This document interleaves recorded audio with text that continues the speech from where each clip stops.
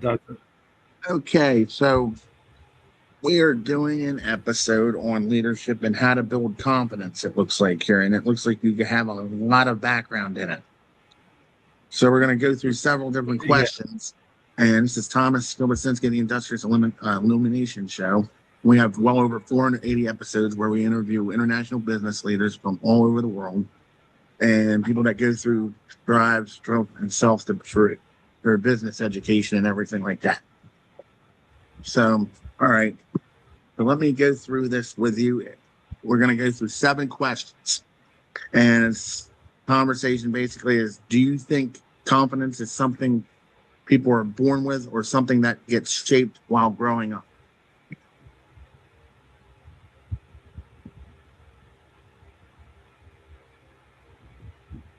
Please confirm if you can hear me. I just asked you the question. Yeah. Okay. So now I got to answer the question again. Yeah. I heard you. 1 minute. Yes. Can you hear me? Yes, I can hear you loud and clear now. Thank you. Okay. So we got 7 questions here. Well, by the way, welcome Okay. on the show. Question number 1 is, do you think confidence is something people are born with or something that gets shaped with growing up? Well, I think personally that confidence is no one is born with confidence. Children are not born being confident. So their environment basically shapes how confident they are, how their parents interact with them, how the environment shapes them, the opportunities they are being given to do things. Okay, these are some of the things that shape confidence in the life of a child. I give you an instance. If you have a child who is being given the opportunity to fail over and over again, a child who's been given an opportunity to try things, to try their hands on things, and then they get to do them again and again. So those kind of children will grow up being very confident, being able to do things. They believe strongly that they are being heard. They believe strongly that they are being seen. But then, if children are not given the opportunity to fail, if children are not given the opportunity to try their hands on things, you will never see them being confident. So they'll always go back into their shell. So the real thing is that no child is born confident. So the parents, the teachers, the environment are the basic reinforcers. They are the tools that makes these children either confident or timid, right? So this is just basically it. Okay, sounds great. Awesome. Shows like you have an very extensive background with leadership. I've seen that pamphlet there that you were showing, like right on your introduction screen there. What does that all consist of? I mean, you deal with all different ages or just teens and kids? Yeah, I did basically with teens and kids, but then I've had the opportunity to mentor adults as well, in leadership, public speaking, personal development, and all of that. So, but then my core focus is on children. I love children so much. I spend most of my time with children. So, most of my time is with children and teenagers, basically. Awesome. Great. That's great. The biggest key thing in life is when you're doing a job, you have to enjoy it because if you don't enjoy it, you're not going to be there. I mean, Absolutely. I like what I do. I do traveling, tutoring, teaching, and author and interview people all over the world and drive a lot. So it's like one of those things crazy stopping at a rest stop, making sure I'm ready or I'm at home or somewhere, anywhere, basically pretty much. All right, let's go with number 2. Have you noticed that a lot of people who looked confident in the outside actually struggle with deep down, like a pretend confidence? Oh, yeah, I'm confident I'll do this. And then they don't come through. Well, many people actually fake confidence, so they can come out in the open and really look confident. They look really certain about what they're doing. But then when you have interactions with them, you can feel their timidity and you can sense their lack of confidence, basically. So not all people that come out in the open really show that they are confident in what they're doing. It seems you're struggling to hear me, Mr. Thomas. No, no, no, I'm not struggling to hear you. I'm hearing you. Okay. Oh, Yeah, okay, yeah, great. yeah. But loud and So, clear. okay, excellent. So many times people can come out in the open and look all confident, but then Confidence is not something that is being shown because you are loud or eloquent um, or you have charisma. So many people mistake confidence for charismatism, right? So because people are able to show themselves out there, they are able to stand in public, that doesn't really make them confident. I think personally that confidence is your ability to be able to try your hands on things, whether new, especially new things, and you being bold enough to do these things despite failure, despite having the opportunity to fail, and yet you're still able to try your hands on these things and come out well. So that is confidence for me. Coming to a new stage for the very first time and you're able to share your thoughts without any sense of timidity, that's confidence. So it's not being bold or charismatic, but having the innate mentality inside of you that whatever I find my hand to do, I'm going to do it boldly. I'm going to do it very well. And I don't feel bad if I fail or I do so well. I will still go back again and again. So people who fake confidence, one of the things you'll notice with them is that when they have false confidence, pretend confidence, for instance, the moment they fail at something, they'll go back to their shell. Immediately they fail at something. I give you an instance: children in the classroom. You teach a lot, Mr. Thomas. So you've met Yes. all of these children. You met all of these children in the classroom. A child who is confident, when the child fails maybe a math problem, for instance, or a science question, for instance, a confident child will say, "Oh, I missed this," and will come back again to try their hands on that. But a child who is timid may come up to the classroom boldly to attempt a question. And then when they do that and they fail, you give them the opportunity to try again, they'll go back to their shell. So this is a clear difference between people who are confident and those who fake confidence or come out with pretend confidence. Yeah. That's a very good explanation for sure, because years of experience tell me when I've been in front of 30 kids in a classroom, you know when they're confident and when they're not going to do the work, when they're going to do the work, so on and so forth. And you know when they're struggling. That's when you got to come there and help them be a leader, Yeah. solid example. Even if things become frustrating to a point, you got to kind of smirk about it and say, hey, take a step back, take a few deep breaths and say, let's get on back on track. Absolutely. Okay. Question number 3. From experience, what are some things that happen with growing up that quietly would affect someone's confidence later in life? Um, I think it's the number of times parents say no to their children without explanation. All right. This is my own personal philosophy and understanding. Many times parents many times parents say no to their children without explanation, without giving them the opportunity to try their hands on things. And these are some of the quiet experiences children create, and then it affects their level of confidence. Okay. I'm getting a lot of noise. So I'm in when a noisy place. Yes. I'm in a little bit of a noisy place. no problem.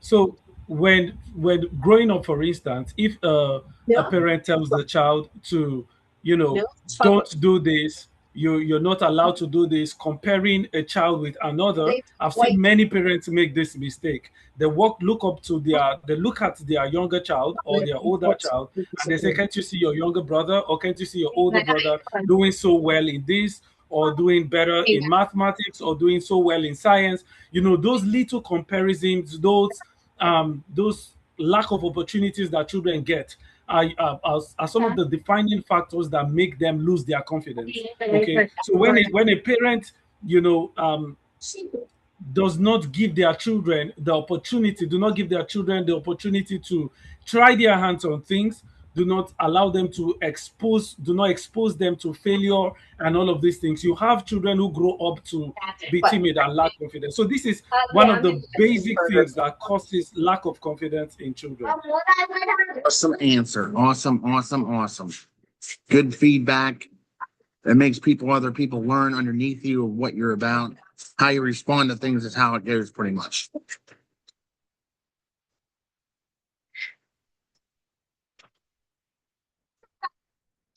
Fun.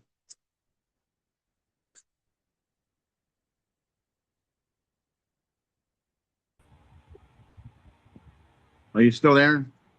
Yes, I am. I can hear you Okay. loud and clear. Can someone have a good childhood on paper, like everything was provided, and still growing up struggling with confidence? Um, So, Mike. this is a dicey question.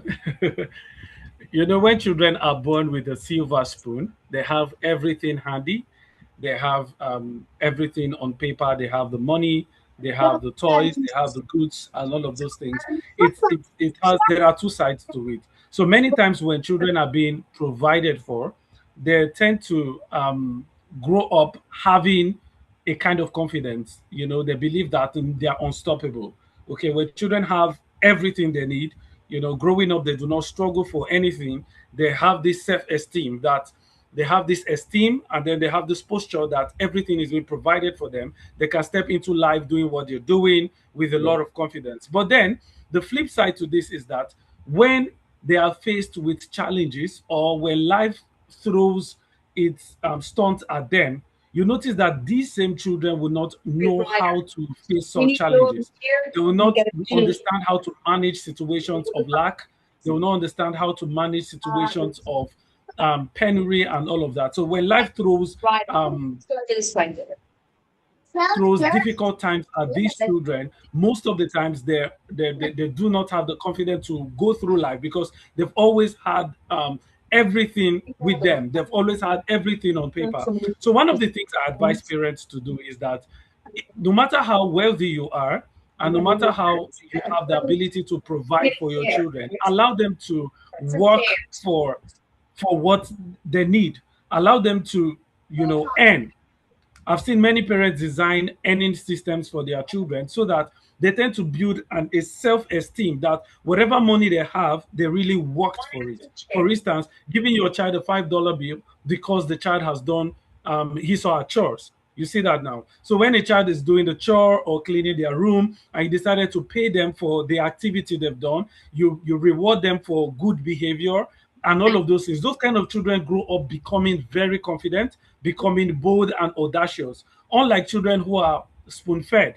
When they are spoon fed, they have everything. They have silver spoon in their mouth. When they go to the world and then things doesn't go their way, they tend to go back into their shell. They tend to lose their confidence because they were never trained to walk through difficult times.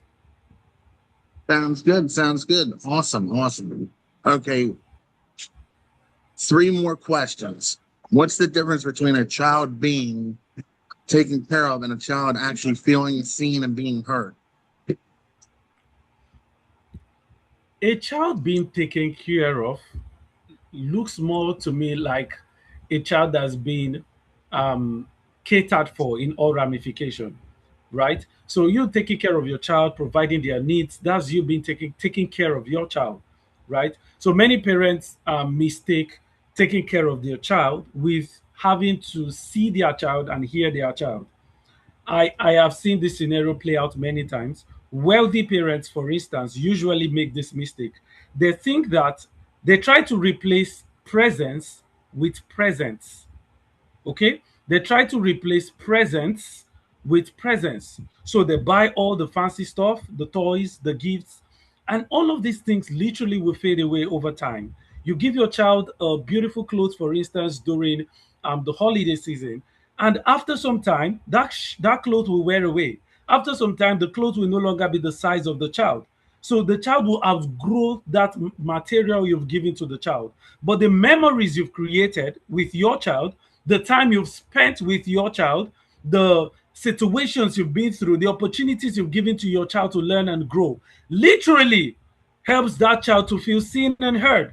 Many times, children want to know that their parents understand them. I read a book by Gary Chapman called The Five Love Languages of Children.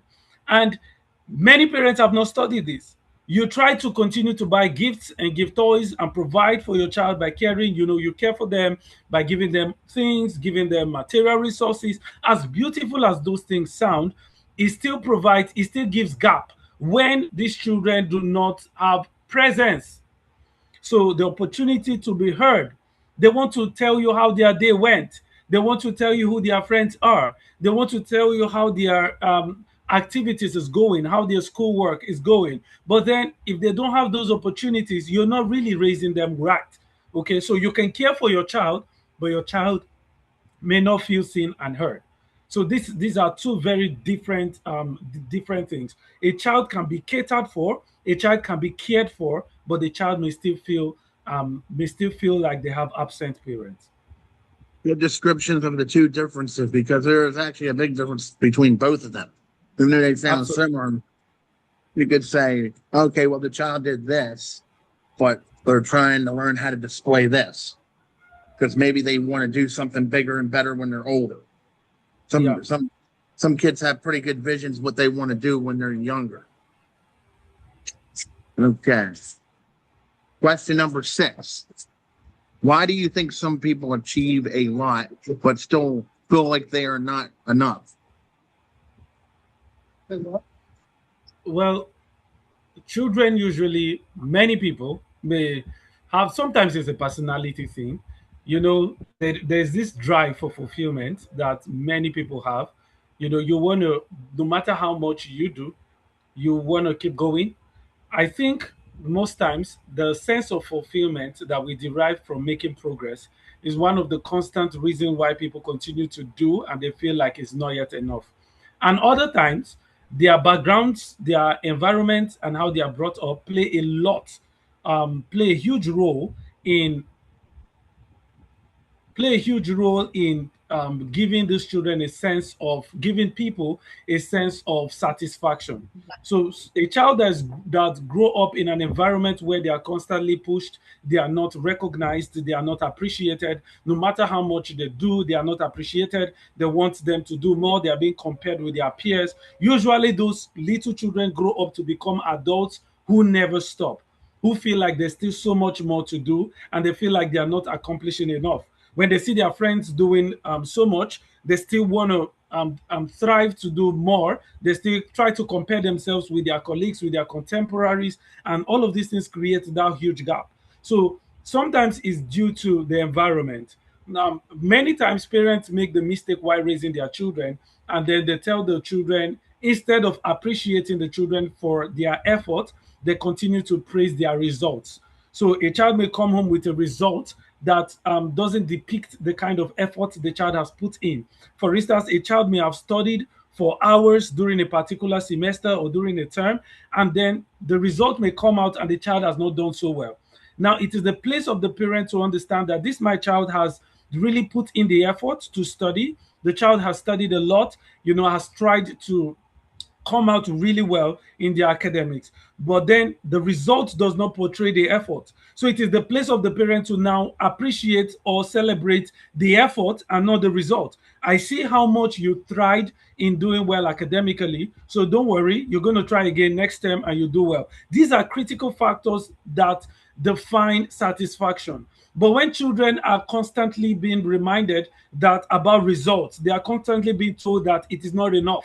You've not done so well. You can do better in this. And their efforts are not being acknowledged. They grow up into adults that never say enough.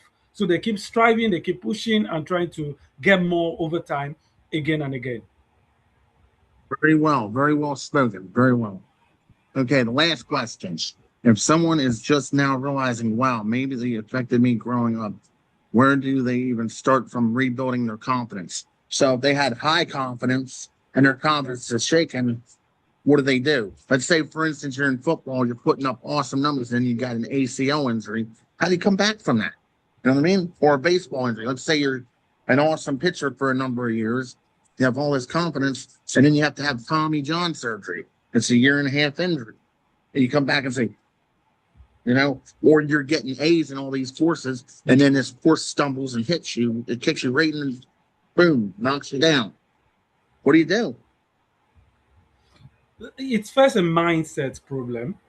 When people fall and they're unable to come back, it's first a mindset problem.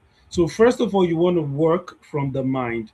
John C. Maxwell wrote a book and called it Failing Forward. Your ability to fail, and yet you still want to stand up and still try again. So the first thing I would encourage such a person to do is to work closely with a coach or a mentor. Usually, The person who coaches you, who holds your hand through those difficult times, those situations, who encourages you, is very, very pivotal. So when you have someone who encourages you, who stands by you, who tell you you can do it, I think every now and again, everyone, no matter how successful you are, you at some point need a coach, you need someone to mentor you, you need someone to talk to you, right? Some of us find solace in speaking with our spouses, others find solace in speaking with their peers, with their colleagues, sharing with them the difficult challenges they are going through, and then they receive inspiration from that. So the first thing is working with a coach or a mentor, someone who would hold your hands and say, come on, you can't give up right now. See how far you've come. You just gotta get back into it. You need to do this again. You need to come back to it. I think this is the first step anyone should take up. Number two is they need to have a vision of where they are going to. You know, when you have a mindset, you love traveling, Mr. Thomas. You love traveling a lot, and you told me how you love moving around from place to place. You like driving and all of that. The moment you get into your car and you want to drive from one place to another, you usually would have envisioned where you're going to. So the next thing anyone who's in such situations will want to have at the back of their mind is how far do they want to go? Why did they start in the first place? If your why is not big enough, you would usually fall back and then you give up at any stop. Okay, but then when you have a big why, you have a big reason why you're doing what you're doing. You continue to strive. You will not give up. Okay, so the why is important. Working with a coach is important. Having people support systems around you is very, very important. And I think this is one of the things we're building in the organizations we have here, even in Nigeria. Care, we're building Care Wealth Kids. It's a financial literacy program for children. It's something we're doing, building a community of children, people who can learn finances, try their hands on it, invest, fail, come back and try again. We're building awesome organization working with children and teenagers across the world. And it's really beautiful to see that children can try their hands on things, fail, and come back again, right? They can try their hands on events, go into the world, do something beautiful, and try again. And this is one of the things we want to encourage parents, teenagers, children to continue to do before they become adults. I would say we need somebody like you in the U.S. For sure. Yeah. You seem highly motivated. And if you don't mind me asking, how old are you? I'm 32. Oh, okay. Yeah, we need plenty of people like you because some of our teachers don't do a really good job of encouraging our kids, the teens of today, of just stepping in and helping them out because some of them just all they want money. Yeah. Or take time off. Oh, I'm sick. I don't have time for this. Yeah. And they still get away with it. So, but it is what it is. And it was definitely a pleasure interviewing you today. Sorry about all the noise there. I'm on a crazy schedule and in a McDonald's. I understand. Understand. Absolutely. I wanted to get your LinkedIn information, okay, and then kind of give you a recommendation of your leadership stuff on LinkedIn, and then you recommend my show, and then we did bygones be bygones with that, and then just have a connection set. Absolutely. Because sometimes I'll invite people in for a second time on the show if you want to come on, just for the heck of it. It will be a pleasure, really. It will be a pleasure to be back. So let me do something here. You know what? I'm going to have Teddy contact you with your information, my information, and then just send it over. And whenever you can get to it, no big deal or rush. And we'll go from there. But this was definitely an interesting interview. I will be setting it up on YouTube, Twitter, LinkedIn, all the other pages, social media pages. So it'll be up there within about 30 minutes. I'll be more than glad to see that. Thank you. Yes, and I appreciate your time and patience and dealing with a little bit of the noise as well. Absolutely, my pleasure. Thank you, Mr. Right. Thomas. Really a pleasure meeting you. Meeting an educator as well. All right, you have yourself a great day. You too, Mr. Thomas. Take care.